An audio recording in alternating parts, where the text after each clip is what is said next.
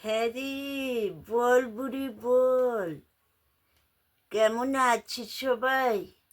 এই কদিন তো ফোন করিসনি, আমি তো কতবার ফোন করলাম। কোথায় যে থাকিস, মনটা ছটপট করছিল। যাই হোক বল, হ্যাঁ, খবর সব খবর ভালো ভালো তো? গো মা। আমরা একটু এ ওয়ার্ল্ড বাবা, ট্যুরে তাই যাব, নাকি? তোমার জামাই বলেছে। কবে যাবি? জামাই যাচ্ছে? এই তো সামনের ও, সপ্তাহে যাব গো ও, মা, সবাই যাব, সব সপরিবারেই ছেলেপুলে যাব, নিয়ে সবাই মিলে। তোমার ঘুরতে জামাই যাবি? ওয়ার্ল্ড ট্যুরের বাবা, টিকিট ওয়ার্ল্ড কাটিয়েছে। ট্যুরে যাবি?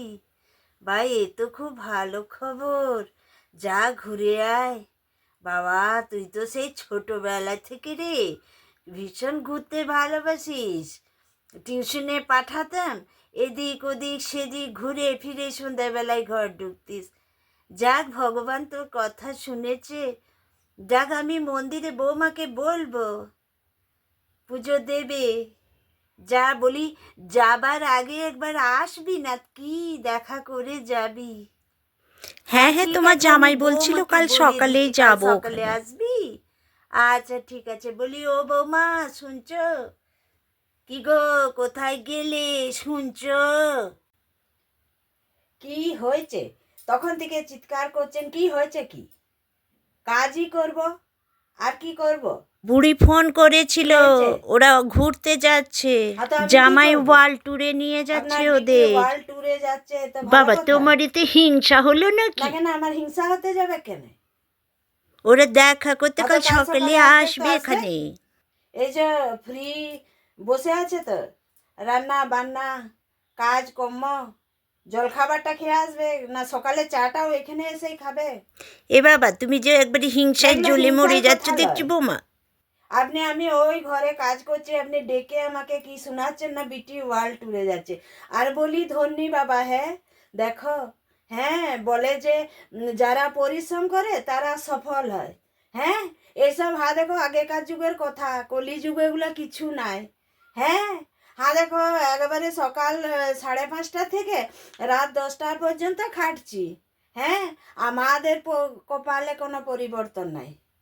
হ্যাঁ, কোনো জিনিসের পরিবর্তন নাই গো আমাদের।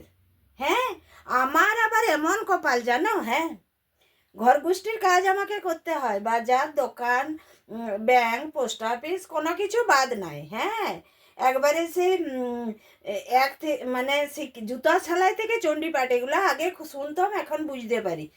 বলি, হ্যাঁ দেখো, আমার এমন কপাল। হ্যাঁ দেখো, বিটি এখন ওয়ার্ল্ড ট্যুরে যাবে, একেবারে গদগদ করছে। এটাই যদি ওর বেটা বলতো যে মাগো, আমি বৌমাকে নিয়ে ওয়ার্ল্ড ট্যুরে যাব, তাহলে এখন পুরো ওয়ার্ল্ডে মিসাইল পড়তো।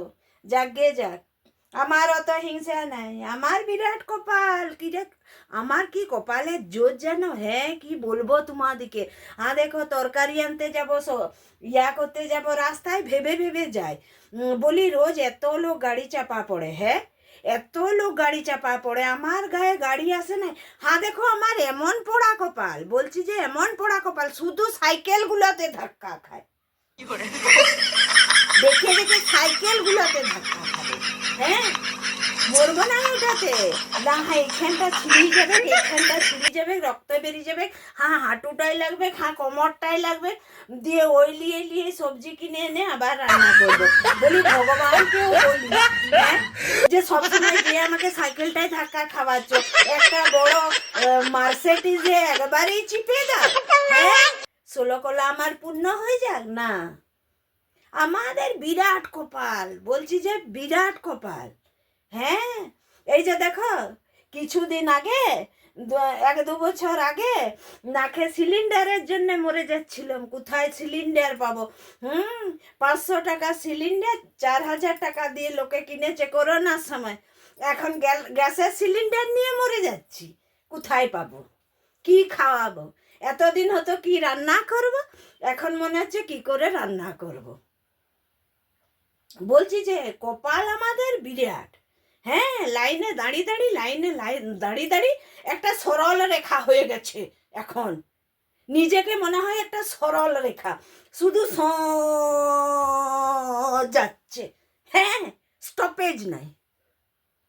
যত সব ওয়ার্ল্ড ট্যুরের গল্প করতে হচ্ছে, ঘরে গ্যাস নাই।